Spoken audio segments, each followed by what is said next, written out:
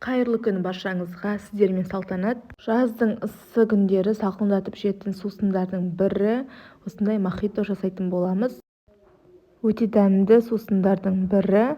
Видеоны соңына дейін қараңыздар. Мен мохитоны қонақтыққа жасаймын, яғни қонақ шақырып осы сусынды қоямын деп шештім. Мохитоның құрамына қажет ингредиенттер бұл спрайт, сарыағаш, сироп қажет болады. Сироптың кез келген дәмін алсаңыздар болады.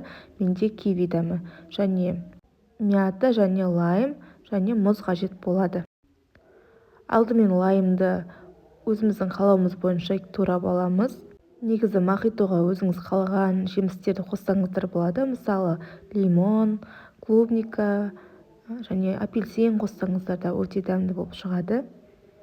Осылай барлығын ыдысымызға саламыз және мятаны да үзіп үстінен қосамыз. Кез келген осындай оқтаудың болсын, кез келген заттың көмегімен осылай кішкене басып, согын шығарып алатын боламыз. Және оның үстіне сироп құямыз. Сироп құйғаннан кейін спрайт және сарыағаштың бәрін бірден құйып шығамыз.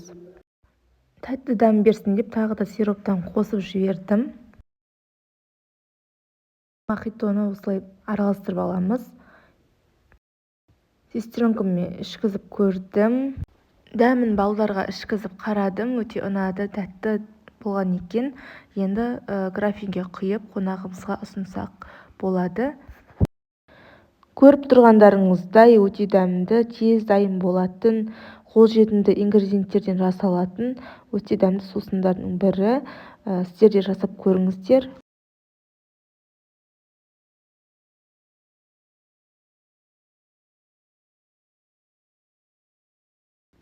Видео ұнап жатса каналға тіркеліңіздер, комментарий қалдырып, лайк басып кетіңіздер.